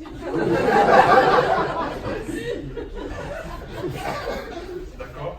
Du coup, je continue de taper. Effectivement, elle appelle la police. Et puis la police qui vient, ben, bonjour monsieur le policier, qu'est-ce qui se passe? Ben ouais, ben, elle ne paye pas. Ah, ben d'accord. Mais après, il ne faut pas trop la harceler non plus, parce que. Vous êtes sérieux, les gars? Vous êtes sérieux? Ah ben ouais, machin, bon, vous avez trouvé un arrangement et tout, machin. Ok. Le mois d'après, Farida? Farida? Ah, bon, mais peut-être que Farida, elle est malade. Je vais appeler les pompiers, on sait jamais. Allô, les pompiers? Ouais, Farida, elle est malade, je sais pas, je n'entends pas. Elle est peut-être partie en vacances, monsieur. Non, parce qu'elle n'a pas beaucoup d'argent, elle ne peut pas partir en vacances. Mais ok, monsieur, on arrive. Ouais. C'est où? C'est au premier étage. Tu vois les gens qui arrivent, machin. Monsieur Paulestin, vous êtes dégueulasse! Mais à chaque fois, mais Farida, pourquoi vous faites ça? Vous étiez là et puis vous me laissez amener la première. Vous pensez que j'ai que ça à faire ou quoi? Farida, mais c'est inadmissible. Je suis vraiment désolé, monsieur. Je suis vraiment désolé. Non, mais je pensais vraiment qu'elle n'était pas là. Ah ben, nous, on n'est pas là pour faire ce genre de choses, monsieur. Nous, on est seulement du service public. Je vais prendre votre nom, monsieur. Paulestin. Ouais, parce qu'on ne peut pas se déplacer comme ça pour vos histoires. Hein. Du coup, je suis ok. Putain. Là, putain, je suis emmerdé. Bon, après, ils m'ont pas affiché, tu vois. Ils sont partis. Et puis, et du coup, elle ouvre la fenêtre parce que le premier, tu fais ouais, c'est tout le temps la même chose. Bon, comme ça. Et je me dis, mais en fait, c'est mon logement et la meuf, elle est là, elle est chez elle, quoi. Et après, je dis, bon, écoute, on va arroser. Et du coup, il y a la locataire du dessus. Je dis, Annelise, Farida, elle est chrétienne? Elle prie ou pas? Je dis, ben non, Farida, elle tease et tout, ben non. Je dis, ah bon? Elle tease, elle prie pas? Je dis, ah, ok. Parce qu'en fait, moi, comme je suis d'origine haïtienne, du coup, non, c'est juste pour savoir. C'est juste pour savoir, et puis comme ça, on va traiter le sujet, il n'y a pas de problème. Et puis, un jour, je viens la voir, je dis, Farida, écoute, tu m'as ramené ton fils, ok? Il est parti avec un mois de loyer. Ouais, parce que je n'avais pas dit, son fils avait loué un logement dessus. Il est parti avec un mois de loyer, d'accord? Là, toi, tu es en train de me cramer 3-4 mois de loyer, et tu crois que ça va se passer comme ça? Bon. Tu sais, toi, tu pries pas. C'est ce qu'on va dire, apparemment. Tu pries pas. Donc, tu as deux fils, ok? Tu as le petit là et celui qui est en bas. Moi, je ne sais pas. Mais il y en a, quelqu'un doit payer, en tout cas, ok? Donc, ce que je te dis, moi, je ne vais plus jamais revenir devant chez toi, d'accord? Je ne reviendrai plus jamais ici. J'ai juste un appel à passer en Haïti. Mon grand-père, à son âme, il va régler la situation sans vous toucher. Sans vous toucher, ma Farida. Voilà. C'est la dernière fois que je vous vois. Et puis je vous souhaite une bonne journée. À bientôt. Et puis, 2 semaines après, Anaïs dit, Monsieur Paulestin, ça fait quelques temps que j'entends plus Farida. Je crois qu'elle est partie, elle. J'arrive, je vois le bordel partout aussi dans le logement. Elle est partie en cours, la pauvre. Elle a laissé son frigo, la télé, machin, et tout. Et puis depuis ce jour-là, j'ai plus jamais envie de Farida. C'est comme ça que l'histoire s'est terminée. Mais je te dis clairement, les histoires de location longue durée, c'est chaud. Donc moi, le mec, j'ai pas d'impayé. Il fait sa réservation. L'argent, je l'ai avant qu'il arrive. Et je suis pas emmerdé, quoi. Donc ceux qui veulent faire de la location longue durée, allez-y si vous voulez, mais c'est plus vous. Mais en tout cas, comme on dit, chat échaudé à peur de l'eau froide. Booking, lorsqu'ils font les versements, c'est une fois que le mois est terminé, non? Alors tu peux choisir les différentes options. Moi j'ai pris l'option à la fin du mois, donc il me verse tous les 10.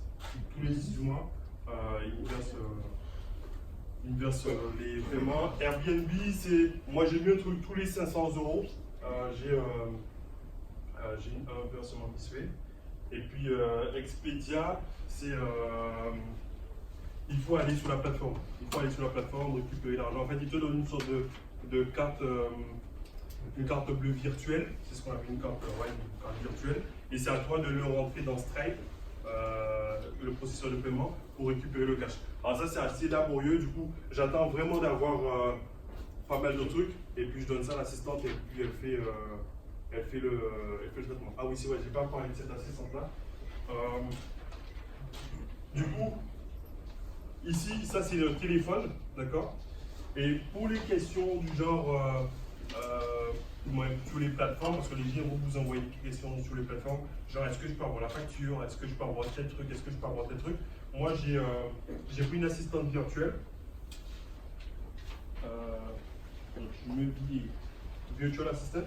Et cette demoiselle, elle va répondre à toutes les questions du genre je sais pas, est-ce que je peux avoir une facture, est-ce que je peux avoir tel truc, est-ce que je peux avoir tel truc. Et ça, je l'ai pris sur Upwork.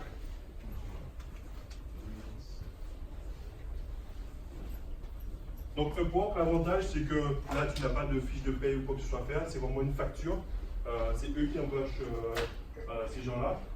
En général, c'est les gens dans les pays genre comme Madagascar ou du genre. En fonction de la tâche que tu as à faire, tu choisis le profil.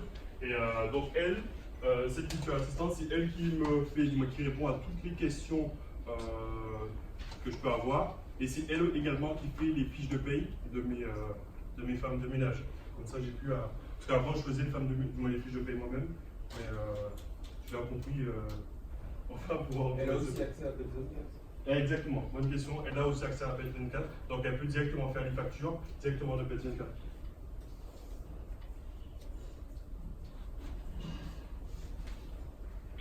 Elle aussi peut envoyer des codes. Elle peut envoyer des codes également. Mais comme Bet24 envoie directement les codes, donc là, elle n'aura pas de plus-value. C'est vraiment eux qui ont une plus-value parce que les gens, ils sont au téléphone. Quand ils appellent pour le code, c'est qu'ils n'ont pas reçu le mail. Donc ça sert à rien de leur renvoyer un autre mail parce qu'ils n'ont pas plus le recevoir. Je pense qu'il faut aussi ajouter aussi dans le logement les vies d'utilisateurs. Ouais, c'est vrai que moi, c'est pas un truc que je fais, mais c'est vrai que c'est un truc qu'on peut. Alors, c'est pas forcément ici, mais c'est quelque chose que tu peux faire. Moi, je ne l'ai pas fait. J'ai juste mis les règles comme du logement.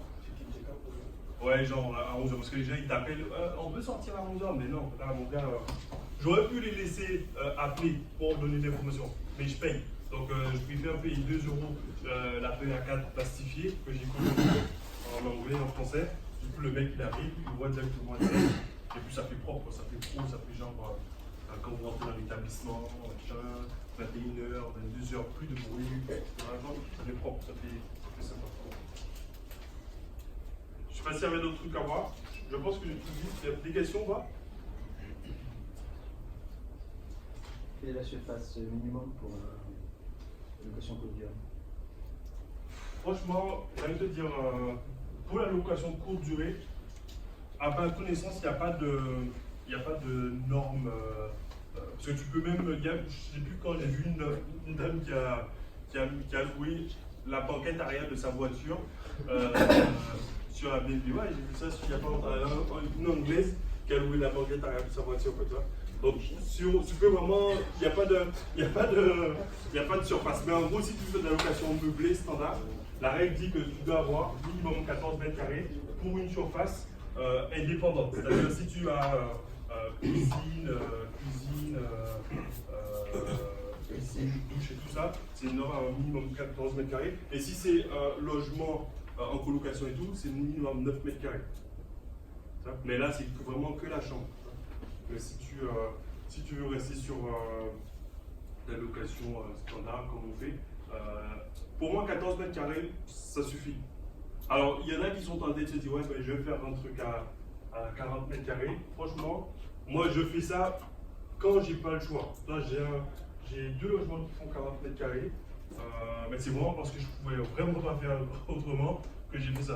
Mais si tu seras toujours plus rentable à avoir 2 petits genre à 300 qu'avoir un seul à 450. Ça fait déjà 1800 €. On avait fait le calcul, je sais plus, pendant une session questions-réponses. Vous avez 1800 € de différence sur l'année. Donc sur 10 ans, ça te fait 18 000 €. Quoi, donc pour moi, je pense que certes, c'est plus tentant parce que tu penses vraiment pour toi, tu te dis, ouais, ben moi, je ne voudrais pas habiter dans un 14 mètres carrés ou même me passer, vivre dans un 14 mètres carrés. Mais il ne faut surtout pas avoir ce raisonnement parce que les gens, ils ne viennent pas pour vivre. Ils sont là de passage. Le mec, il est là pour une semaine grand max. Il est là pour une semaine grand max. Lui, il s'en fiche que tu lui mettes 40 mètres, 50 mètres carrés. Quoi. Le seul truc que tu ne dois pas négliger, c'est le matelas. Ça, je le dis parce que j'ai eu pas mal de commentaires. Moi, je me suis fait flinguer parce que je me suis dit, en plus, les matelas, j'ai été à mon artisan, j'ai dit, tu me prends n'importe quoi, toi. Et lui, il a pris des trucs à 180 balles, 200 balles, tout ça. Mais genre sur les vieux clics comme ça, là, t'as genre une barre au milieu, quand tu passes, tu sens le truc. Et même moi, je me suis dit, ah ouais, non, là c'est chaud, mec. Là, t'as foutu la merde, tu vois. Donc, je les ai enlevés. Mais je te dis, si tu as si tu as un bon matelas, après le reste, il faut un bon matelas et une télé. Voilà. Si tu as ça, bon, les gens ils seront indulgents. Mais si genre, tu peux avoir 40 mètres carrés, si ton lit est dégueulasse, tu vas avoir des commentaires de malade et puis ton truc qui sera pas top. Parce que la personne elle doit bien dormir, ça doit être propre et ça doit être confortable. C'est vraiment ça le plus important. Après la surface, je te dis, j'ai un truc, je suis même pas sûr que ça fasse 14 mètres carrés, ça doit faire 12-13 mètres carrés. Et en plus, c'est mansardé. Genre, c'est mansardé sur deux côtés. Et le truc, il tourne du feu de Dieu. Même moi, je suis là, je suis putain. Parce qu'en fait, j'avais dans les logements qui étaient plus grands, j'avais mis genre un mezzanine. Et celui-ci, j'avais mis un clic-clac. Et celui-ci, il partait nickel. Parce qu'en plus, les gens, comme c'est un clic-clac, ils viennent à deux. Ils se font plaisir, quoi, toi. Bon, je sais pas ce qu'ils font, mais en tout cas, ils viennent à deux. Et c'est plus intéressant pour eux, quoi, tu vois. Ouais, mais pour les tic-tac, tu fais comment? Alors, tu changes le matelas à chaque fois, quoi. Parce que tu dis, ou alors tu prends le tic-tac avec un bon matelas. Ah ouais, ça c'est une bonne question. En plus, j'en ai acheté un là, quand? J'en ai acheté un cette semaine. Minimum 35, alors tu as des tic-tac avec des différentes densités, mais minimum 35 kg par mètre cube. Ça, c'est la densité minimale qu'il faut pour avoir pour un couchage quotidien. Parce qu'en dessous, le truc il va s'affaisser et après, ouais, au bout de quelques mois, ça part en cacahuète, quoi. Mais tu vois, par exemple, à partir de 35 kg par mètre cube, tu es autour des 400 €. 400, 500 € du clic-clac. Moi, je pars souvent chez Confo. Après, que ce soit but ou n'importe, si tu restes dans ces configurations-là, c'est bon, quoi. Mais vraiment à ne pas négliger. Parce que je te dis, et j'ai fait l'erreur, parce que moi, tu vois, quand j'y vais, moi, je vais en volume, quoi. Donc, j'ai fait l'erreur une fois, donc j'ai fait au moins 4 fois pour le clic-clac. Donc, c'était 1, 2, 3, 4, les deux du dessus, c'était des trucs avec la barre là. Et donc, il fallait tout changer, tout enlever. Et j'en ai même un avec j'ai genre un canapé lit, mais c'est une bonne densité. Mais tu vois, comme c'est un canapé lit, du coup, il y a une sorte de un décalage au niveau de hauteur, du coup, c'est pas tip-top. Même moi, quand je suis dessus, je me dis, ah, ouais. Enfin, même moi, je le sens que c'est pas tip-top, tu vois. Donc celui-ci, j'ai pas eu de commentaire négatif, mais je me suis quand même dit, hop, celui-ci, je vais le virer, quitte à la vendre, je sais pas. Tu veux quoi avec les trucs? Franchement, des fois je me dis putain, ça me casse tellement les pieds d'aller vendre pour 200, mais je sais même pas combien je peux vendre ça. Du coup, des fois j'en ai au moins 2 à la maison, de canapé. Des fois je les remets à la maison et là celui-ci je voulais le mettre. C'est vrai, si tu veux. Non mais franchement, je dis, il y en a un là, je sais même pas ce que j'en fais. Après, je peux le vendre sur le truc, mais moi ce qui me fait chier, c'est que faut le démonter. Moi, j'aime pas faire de la gestion. Dès que je gagne pas d'argent, ouais, quand je ne gagne pas du cash, ça m'intéresse pas, quoi. Tu vois, donc du coup, ça j'ai appelé mon artisan, il va le démonter, il va remettre un nouveau clic-clac. Et puis la gestion de où on va mettre le truc, on verra plus tard, mais clairement c'est le dernier qui a du souci, quoi. Moi, je m'occupe vraiment des trucs qui ramènent des euros, moi. Et c'est ce que vous devez, et c'est ce qu'on va tous faire ici, c'est se focaliser sur ce qui ramène du cash. Dis-moi. C'est des artisans qui montent les mains. Bah ouais, je vais pas monter des mots moi-même. Le soit mes artisans. Ah oui. Alors, soit quand j'ai de la chance, soit je fais venir directement Confo, genre ils viennent, ça coûte pas très cher, je crois que c'est 120 balles le montage, tu vois. Donc ça coûte pas très cher. Mais là, pourquoi j'ai pas fait appel à Confo, c'est parce qu'il fallait démonter celui qui est actuel. Donc eux, Confo, quand ils viennent démonter, ils partent avec. Donc là, c'est soit je leur donne mon bon canapé là, soit je le demande à mon artisan de me le démonter et de me le mettre quelque part ou que je le vende. Mais si c'est Confo qui vient, ils partiront avec. Ils ne peuvent pas genre le démonter et te le mettre quelque part. Parce que là, j'ai pas de cave où le mettre tout de suite, quoi, donc je sais pas encore ce que je vais en faire. pour ça que j'ai fait appel à mon artisan. Tu avais une question, je crois. Ah oui, donc tu as parlé un peu de l'automatisation et tout, et donc, mais par contre à chaque fois tu as dit, enfin dans les commentaires en tout cas, que c'était quand même plus prudent d'être à côté quand même dans la ville en fait, au cas où en fait il y a quelque chose qui marche pas, un truc comme ça. Et donc du coup la question que je me pose c'est que si jamais en fait tu prends ton logement à 2 heures de, enfin moi j'habite à Paris, en fait, comme on disait à 2 heures de Paris, et que c'est du courte durée automatisé comme ça, est-ce qu'en fait c'est conseillé parce que s'il y a un gros pépin en fait je peux pas me déplacer en fait tout de suite quoi. C'est une bonne question. En fait, moi ce que je dis, c'est qu'il faut être dans les 2 heures de chez toi, vraiment à la mise en place du système. Tu vois, parce que quand tu vas mettre le système en place, il faudra aller sur ton chantier régulièrement. Et quand je dis régulièrement, il faut vraiment suivre ton chantier. Mais une fois que le système est en place, ça tourne. Moi je suis à Paris là. Je suis arrivé depuis hier, non depuis jeudi. On est quel jour? On est samedi. Tu vois, et je peux encore rester là quelques jours si je veux, tu vois. Ah, mais c'est pas quand tu vis en fait, vraiment pas là-bas en fait. Non, mais c'est pareil, je suis physiquement pas chez moi. Donc s'il y a un pépin aujourd'hui ou s'il y avait un pépin hier, je n'aurais quand même pas pu y aller. Je n'aurais pas pu dire, écoute, je vais annuler mon compte des sprinters et puis je viens à la maison. Non, en fait, il faut vraiment se dire que c'est au moment de la mise en place du système que tu dois automatiser. Et après, il faudra faire confiance. Moi, aujourd'hui, s'il y a un pépin, ben, clairement, c'est pas moi qui vais y aller, c'est ma femme de ménage. Et si c'est un truc qui est cassé, ben, ma femme de ménage appellera l'artisan. Et puis voilà. Et si vraiment, je me dis, ben, c'est compliqué, ben, je prends un autre mec que je vais payer et puis il sera en. Je lui dis, ben écoute, je te paye 60 € ou 100 € pour le mois, tu es en gros en astreinte. S'il y a un pépin, tu te déplaces, et puis voilà. Ça, j'avais un mec qui m'avait proposé, tu vois, c'est celui qui faisait le ménage. Je lui dis, mec, pour le ménage, on va arrêter. Si tu veux, on va faire du jardinage peut-être, mais pas le ménage. Mais finalement, comme je n'avais pas forcément besoin, donc j'ai pas pris. Mais ça peut être une solution. Mais vraiment, pour des cas extrêmes, genre il y a un gros pépin, je sais même pas quel gros pépin tu peux avoir. Parce que de toute façon, si c'est le truc qui brûle, ben c'est bon, je vous fais peur, mais c'est les pompiers qui vont intervenir. Si le mec n'arrive pas à rentrer, ben je sais pas, c'est la femme du ménage qui va y aller, quoi, tu vois. Donc moi je dis c'est vraiment la mise en place. Une fois que le système est mis en place, c'est tout. Moi c'est arrivé que je fasse genre 2-3 mois sans aller voir mes biens. J'arrive, je suis ah ouais c'est. Ah merde, ils m'ont piqué ma caméra. Tu vois, mais parce que c'est vrai que j'avais mis des caméras et tout. Mais c'est un derrière. Je suis ah putain, les salauds, ils ont piqué les caméras quand même. Tu vois, mais franchement, il n'y a rien de très grave qui peut se produire qui nécessite vraiment ta présence. Au début, tu auras cette impression de dire il faut que je sois là, il faut que je sois là, il faut que je sois là. Mais lâche prise, tranquille. Le truc il est là, ça tourne. Si ça peut pas attendre, de toute façon ça peut toujours attendre.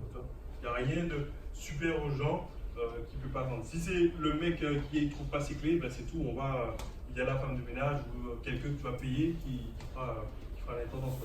Mais tout ça, ce sera rentable que si tu as des gros biens. Si tu pars sur un projet assez important, parce que si tu mets une intendance pour 2 appartements ou même un appartement, c'est pas rentable quoi. Putain, là, il reste beaucoup de place pour toi, mec. Attends, vas-y. Oui, juste, c'est bon. Combien ça représente en termes de pourcentage de quoi la mise. L'automatisation. Alors, moi, je te dis, les femmes de ménage, ça me coûte à peu près, comme j'ai 2 mi-temps, ça me coûte à peu près même pas 1500 balles. Parce que tu vois, c'est même pas. Je suis vraiment large. C'est vrai, allez, grand maxi, 500 balles pour les 2 femmes de ménage. J'ai à peu près 200 balles pour bureau 24 là. Base 24, je suis à peu près à. Parce que plus tu vas avoir de logements, plus ça augmente. Mais au début, tu seras peut-être à 15 €, tu vois. Moi là, je suis à peu près à 50 € ou 60 € je crois maintenant. C'est parce que tu vois, j'ai mis plein d'options. J'ai plein d'accès, j'ai plein de trucs, mais vraiment grand max 50 € là. Qu'est-ce qu'il y a d'autre donc, femme de ménage, j'ai dit 1005, ensuite bureau 24, 200 €. Là, j'ai 50 €, allez, 60 € ici. Et là, j'ai 20 € par semaine à peu près. Donc, ça me fait 80 balles pour la partie message et tout ça, les traitements de facture, machin. ouais, tu fais 1005, 1007, 1760, 1800, ouais, 1800 quoi, grand max. Donc c'est sûr que sur un petit projet, c'est ce que je disais tout à l'heure, sur 2 appartements, ça vaut pas le coup. Mais plus tu vas avoir du volume, plus ce sera, plus tu pourras mutualiser les coûts et plus ce sera intéressant. Et de toute façon, c'est indispensable. Sans ça, mon gars, tu fais du 35 heures. Et en plus, tu pourras même pas. Parce que genre moi, les vendredis, c'est le rush. Quand il y a 7-8 logements à faire, quand tu as une seule femme de ménage, la pauvre, elle part à 20 heures. Parce que si c'est une heure par logement, si elle arrive à 11 heures, tu vois, elle en a pour une bonne chose. Parce qu'en plus, des fois, c'est pas le même immeuble, tu vois, elle va se dépasser un peu. Donc, et si elle va faire la lessive entre deux, mec, c'est pas gérable. Donc, c'est pour ça que moi, j'en ai 2. Donc, le vendredi, indispensable, il y a toujours 2 femmes de ménage. Ça, c'est vrai que je ne l'ai pas dit. Mais même toi-même, au début, il faut en avoir 2. Parce que si elle est malade, on ne sait jamais ce qui peut se passer. Si elle est malade, ben, c'est pas grave, ben, c'est l'autre qui est là. Quoi. Mais il faut vraiment que tu aies ce système-là, parce que sinon, ça devient chaud. Ça veut dire que tu as pris les 2 dès le départ? Non, mais tu vois, c'est au fur et à mesure que j'ai amélioré le système. Parce que la première, je l'ai prise, je l'ai embauchée, voilà. Juste pour... Ah, c'est carré, hein? Non,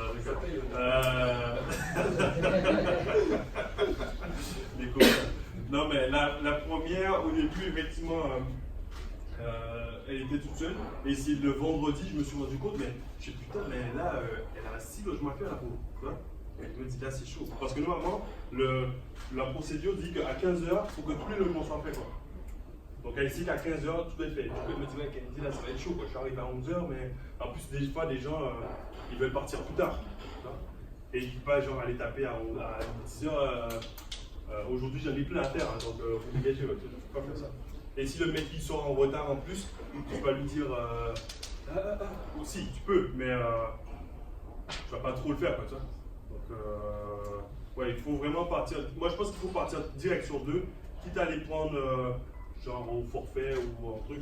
Après, leur dire, mais après, on va pouvoir automatiser le truc.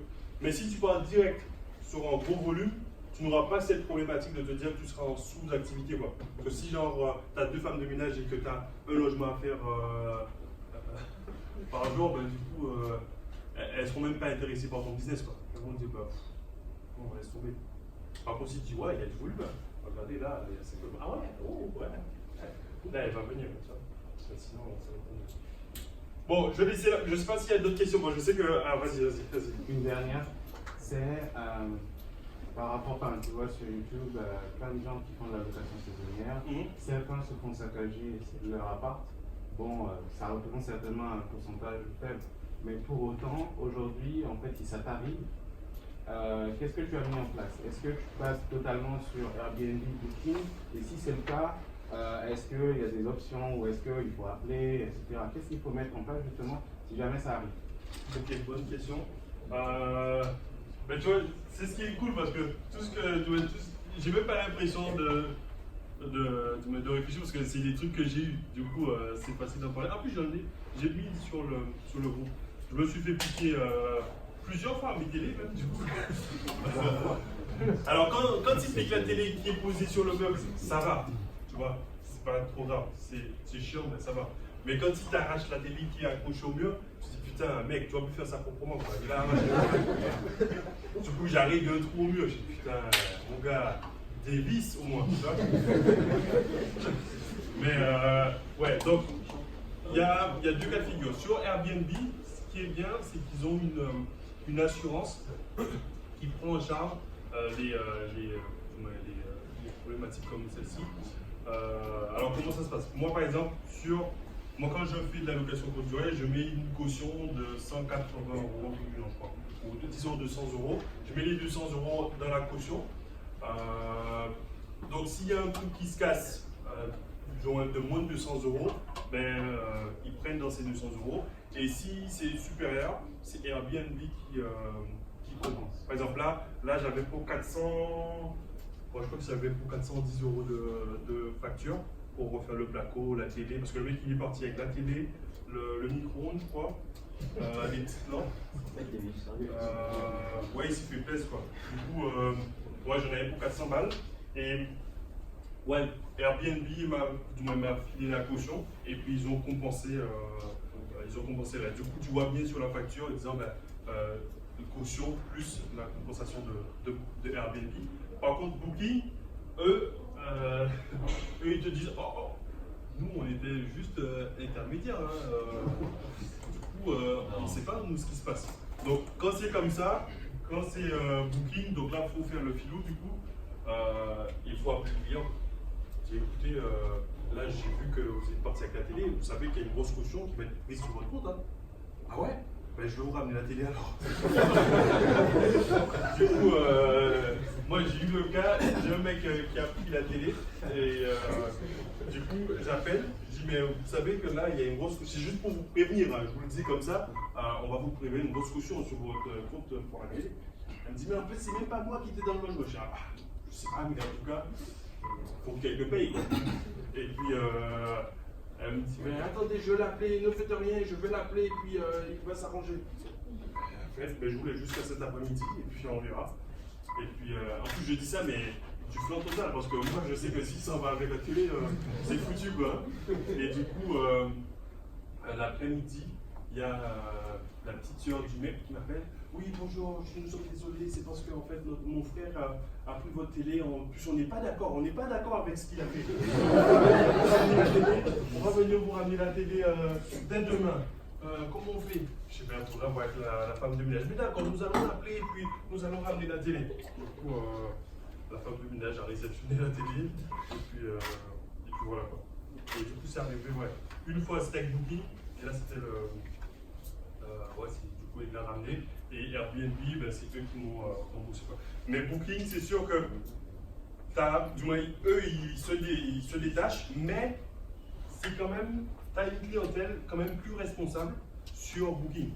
Donc ça veut dire que l'un dans l'autre, ça reste quand même correct. Parce que sur Booking, tu vas avoir des professionnels, c'est rarement des bras cassés. Quoi, tu vois. Donc ça va. Parce qu'en plus, le mec qui est sur Booking, il a normalement donné sa carte, pas sa carte d'identité, mais sa carte bleue et tout. Donc, bon, s'il y a de l'argent dessus, tu peux le récupérer. Mais sur Booking, c'est plus tendu en tout cas. C'est plus tendu. Et du coup, la solution, c'est-à-dire, c'est faire face au truc, quoi, parce qu'il n'y a pas vraiment de solution type. Parce que si tu fais venir ton assurance, tu vas payer plus cher après en assurance. Donc faut vraiment que ça vaille le coup. Quoi, tu vois. Genre si le mec il me saccage l'appartement, j'en ai pour 5 000 € de réparation, ben là je vais jouer l'assurance. Mais si c'est genre un truc à 400 balles, je vais pas. Même déjà la franchise, tu vas déjà en avoir pour 150 balles. Donc c'est pas intéressant. Et ça prend combien de temps pour gérer ce type de sinistre avec Airbnb? Est-ce que c'est tout de suite, il faut une preuve de facture?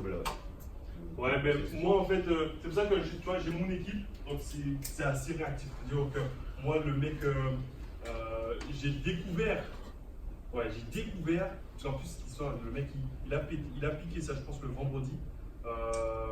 Le vendredi, ma femme de ménage, là, c'est problématique parce que on n'avait pas, je sais plus si on avait le double ou on n'avait pas le double. Donc, petit truc en parenthèse, toujours avoir des doubles de chaque porte. Du coup, je ne sais plus si on avait le double ou alors, en tout cas, c'est moi qui avais le double. Et du coup, quand elle m'a dit que le mec, il ne répond pas, on ne sait pas ce qui lui arrive. Donc moi j'appelle, je crois que c'était Airbnb, je dis qu'il n'est pas parti et tout, donc on ne sait pas. Donc moi, le vendredi soir, j'allais danser en plus. Je prends ma petite douche froide. Il faut toujours prendre une douche froide pour prendre ces genres de trucs. Comme ça au moins, t'es tranquille, t'es zen. J'ai pris ma douche froide, j'arrive, et puis je vois le truc, je me dis putain merde. Et ça a pris donc le temps que je dise ça à l'artisan, j'aurais dû dire ça sur le coup. Le mardi, c'était déjà. En tout cas, mon site, du moins, c'était réparé. Mais Airbnb m'a remboursé genre. Franchement, c'est vrai que j'ai pas forcément regardé, mais je pense que dans le mois, il m'avait remboursé quoi. Mais c'est vrai que c'est pas un truc que je regarde. Tu vois, c'était pas. Tu vois, si c'est 2-3 000 €, ouais, je vais être attentif. Quoi, mais là, pour 200 balles, je me suis pas forcément attardé dessus. Quoi. D'autres questions? Alors j'ai deux questions. Pour acquérir le bien, est-ce qu'on l'acquiert en nom propre ou est-ce qu'on constitue une SCI? Je pensais pas qu'on allait parler des trucs techniques aujourd'hui, mais ok, vas-y. Alors, pour répondre à ta question, ça dépend du choix. Ça dépend de ce que tu veux faire, ok, de ton objectif. Si ton objectif, c'est de tout de suite récupérer le cash et de vivre avec tes investissements, pour moi, c'est plus judicieux de partir en emploi. Okay? Parce que si tu pars en société, déjà, tu devras, pour pouvoir te sortir l'argent de la société. Alors, pour expliquer ça clairement, je fais ça, je fais un schéma.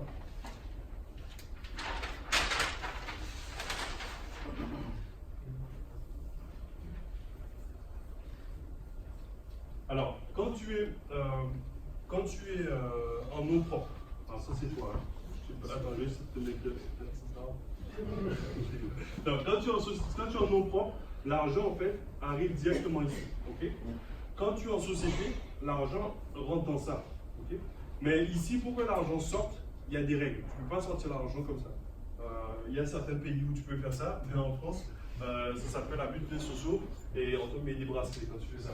Du coup, pour pouvoir sortir le cash, il faut soit te verser ce qu'on appelle des dividendes ou alors te verser des salaires. Il n'y a pas d'autre façon de sortir le cash directement.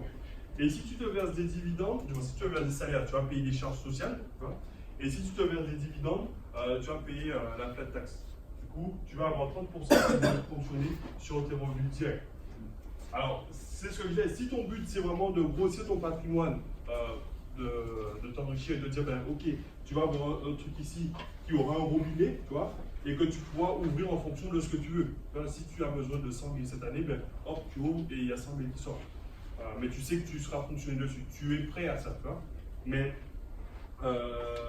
tu es préparé. Par contre, si toi, tu veux pas tout de suite prendre le cash maintenant, ben, c'est beaucoup plus judicieux d'ici de te mettre en nom propre, et de te mettre par exemple en LMNP, et puis comme ça te permet de pouvoir récupérer le cash. Et en plus, tu as les mêmes avantages que la société, c'est-à-dire que tu vas pouvoir déduire tes charges, tes frais. Je ne sais plus avec qui j'étais parti manger, je disais, ben, là on est en réunion d'investisseurs. Là. Ça, c'est une réunion d'investisseurs. Donc ça, c'est une facture que je peux passer sur mon truc, c'est une charge.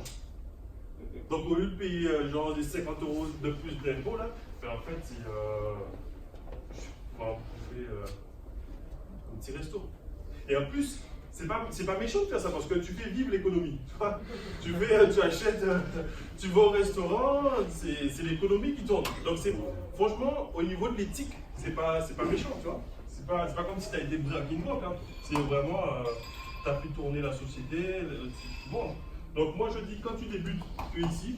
Et si vraiment tu arrives à un moment où tu te dis, ben, tu veux peut-être réguler au niveau de tes impôts, là effectivement c'est judicieux de passer sur ça. Et puis je dirais que ça permettra aussi de pouvoir être beaucoup plus stable sur la durée, parce qu'on ne sait jamais ce qui va se passer. Là, s'ils décident de couper LMNP, ben, tous ceux qui veulent faire la LMNP, ils l'auront dans l'autre. Par contre, les sociétés, tu vois, ça varie très légèrement. Tu vois là, sur les revenus, sur les bénéfices, on a 15% au début et ensuite on prend un tiers. Mais ça fait des années que c'est comme ça. Alors que les tranches pour les impôts des particuliers, ça a varié, je ne sais combien de fois. Aujourd'hui, si tu demandes à un mec, un comptable, c'était quoi le taux d'imposition il y a 10 ans, il sera incapable de te répondre. Ça a tellement changé entre temps qu'il ne sait plus. C'était quoi les seuils, c'était quoi les taux, il ne sait plus. Alors que ça, les sociétés, ça reste stable. Donc, à un moment, je pense que tous ici, il faudra qu'on bascule sur ça, tu vois. Mais il vaut mieux commencer par là, générer le cash, et après, toi, tu peux justement basculer par là. Parce qu'on n'a pas tous envie, par exemple, tu vois, on n'a pas tous envie de vivre de l'immobilier simplement. C'est-à-dire qu'il y en a parmi vous qui veulent, je sais pas, créer une société, créer un truc, partir sur une autre activité. Et du coup, ils peuvent se dire, ben, ok, moi aujourd'hui, je me mets ici, génère du cash, ok, génère du cash. Et ce que je vais faire par la suite, c'est que je vais créer une activité. Je sais pas. J'en ai beaucoup au téléphone qui me disaient, ouais, je vais créer une entreprise qui va faire de l'agriculture. Quand j'ai des gens, par exemple, qui parlent qui viennent d'Afrique et tout, souvent ça peut être ça, ils ont un projet d'agriculture, ou bien toi tu as un projet de start-up ou je sais pas quoi. Mais tu dis, ok, je crée ma start-up ici. Ok, tu as créé ta startup. Toi ici, tu continues de percevoir tes loyers. Peut-être que tout de suite, tu ne peux pas générer de revenus avec ta société que tu viens de créer. Tu vois, elle est nouvelle et tout, il n'y a pas encore beaucoup de cash. Donc, ça te permet de toi d'avoir quand même des revenus et puis de pouvoir justement faire grossir ta société ici. Et le truc qui est sympa, c'est qu'après, si tu avais par exemple créé une deuxième structure ici, c'est que tu peux venir créer. Alors, je dessine ça autrement. Tu vois, ici, ta startup. Tu as ta startup ici. Toi, tu t'es dit, bon, ben, à un moment, je vais continuer d'investir dans l'immobilier. Tu te rappelles tout à l'heure, je t'ai dit que quand tu sors le cash, ici, tu es fonctionné de 30%. Ok? Donc, toi, si tu veux, par exemple, récupérer le cash de ta société startup là, qui fonctionne bien, elle crache des euros, mais toi, tu n'as pas envie de te faire fonctionner 30%. Pour pouvoir sortir et investir dans l'immobilier. Du coup, ce que tu fais, tu crées une holding ici. Ok, tu crées la holding et ici, tu vas pouvoir refaire remonter les dividendes avec un taux de l'ordre de 5%. Ouais, ici. 0,76 0,76 Ok, bon, tu vois. Mais tu as ici très peu de. Vraiment, il n'y a rien qui sort ici quasiment. Du coup, tu refais remonter le cash ici. Tu refais remonter le cash, tu vois. Et après, tu peux redistribuer ce cash-là ici pour pouvoir revenir investir dans l'immobilier. Okay? Donc là, tu vas pouvoir racheter un immeuble, tu vois. Et c'est pas fini. C'est-à-dire qu'une fois que tu as acheté ici un immeuble, c'est-à-dire que tu grossis ton patrimoine. Okay? Ici, l'avantage de la holding, du moins d'une société, c'est que tu peux sortir en cash. Une société. Ouais, tu peux créer une société genre une SASU ou n'importe quelle statut. C'est juste une société, c'est une coquille vide en fait. Il n'y a rien ici. C'est juste une coquille. Et en gros, ici, tu as l'IMO. Okay? Donc l'IMO, tu capitalises. Du coup, là, il y a une valeur ici. C'est-à-dire qu'en imaginant après 10 ans, je sais pas, tu as vraiment beaucoup investi, tu as genre 1 million d'euros ici de patrimoine ici. Okay? Tu peux refaire remonter l'IMO ici au capital social de la holding. D'accord? Donc ça veut dire que tu vois, quand tu regardes les sociétés, on te dit capital social en bas, c'est écrit plusieurs milliers d'euros et tout. Genre ici, si tu refais par exemple remonter par exemple 1 million d'euros ici en capital social, tu as le droit de sortir 100 000 euros, c'est-à-dire 10% du capital social sans payer de charge. C'est-à-dire que tu peux te sortir 100 000 euros par an ici. Net dépôt, in the pocket. Ok? Donc, le principe que je disais, tu peux par exemple créer ton truc en IMO, parce qu'en IMO, l'avantage c'est que c'est stable, mais tu ne vas jamais faire des pics à 100 000 euros, 200 000 euros, comme ça. Il n'y a pas. Tu vas grossir, mais lentement. Par contre, si tu as une startup qui, elle, crache des euros, tu vois, une startup, ça crache des euros aujourd'hui, mais c'est pas stable, tu vois. Il y a plein de startups qui font, oups là, pouf. Mais tu peux toi utiliser ça, tu te dis ok, ça fait pouf, ça monte, mais le cash, on va le sécuriser. Quoi. On remonte ici, on réinvestit en niveau, on refait monter le capital, et après ici tu as un petit robinet que tu ouvres et tu sors comme tu veux. Non, après, ça dépend de ton niveau de vie, quoi, tu vois. Mais moi, 100 000, ça me suffit comme robinet. Non, parce que je sais pas, le salaire moyen en France, je sais plus si c'est 50 000, mais c'est là combien. En gros, c'est 1 700 euros. Donc, même si tu te verses 230 000, si tu vis avec 2 000 euros par mois, tu vois, 24 000 ça fait, c'est largement. Ouais. Chacun voit comment il dit, mais tu peux vraiment faire des trucs sympas avec ça, quoi, tu vois. Donc, pour moi, on débute avec un nom propre. Après, effectivement, on crée la structure, parce que la structure, elle sera déjà là. Après, on met les systèmes de holding par-dessus, et puis tu rebascules, tu vas chercher les euros. Si tu débutes en ton nom propre, est-ce que la même société, tu peux la basculer en SCI ou il faudra créer une autre société? Non, parce qu'en fait, quand tu débutes en nom propre, tu as un numéro de SIRET, mais c'est pas vraiment une structure, tu vois. C'est vraiment, ça reste toi, ça reste comme une personne physique. Alors que pour un SIBA, c'est des sociétés, c'est une personne morale ici. Tu vois. Donc c'est pas vraiment. Est-ce que tu peux basculer la même en SCI si c'est trop tard? Alors tu peux rebasculer. Non, si tu as acheté en nom propre, tu ne peux pas basculer ici. Il faudra quand même créer la structure. Tu vois, en gros, ici, on va dire que c'est ça là. Toi, tu es toujours ici. Toi, tu es toujours en nom propre, d'accord? Et à côté, tu vas avoir 3 sociétés. Tu vois, une société qui fait Bimo, une société pour ta startup, et puis la holding qui, elle, va pouvoir transiter le capital. Ton premier immeuble, si tu l'as acheté en ton propre, Ouais. restant en ton propre. Ouais, après tu peux, ouais, je comprends ta question. Tu peux le faire, mais ça coûte de l'argent. Tu vas payer, le notaire il va te dire ok, mais il va te prendre un petit billet au passage comme ça. Mais après tu peux, c'est comme tu apporterais en fait, c'est comme si tu apportais du capital à ta société quoi. Mais tu peux. Putain, mec, c'est chaud, en fait c'est parti à cacahuète là, j'avais pris le plan. C'est bien la merde, hein, tu vois. Non, je n'ai pas rebondi sur ça. C'était plutôt au niveau de financement d'immobilier en fait. Ah ben voilà, c'est ça. C'est lui qui va parler pour le financement. Parce que, alors, il faut se dire que en financement, c'est pas une science exacte, c'est vraiment, ça peut être compliqué pour des gens on ne pourrait pas penser, parce que bon, Steven c'est un très bon exemple, tu vois, il s'est lancé, il avait un très bon profil et pourtant il a galéré quoi. Mais du coup, je te demandais de venir présenter un peu ton parcours.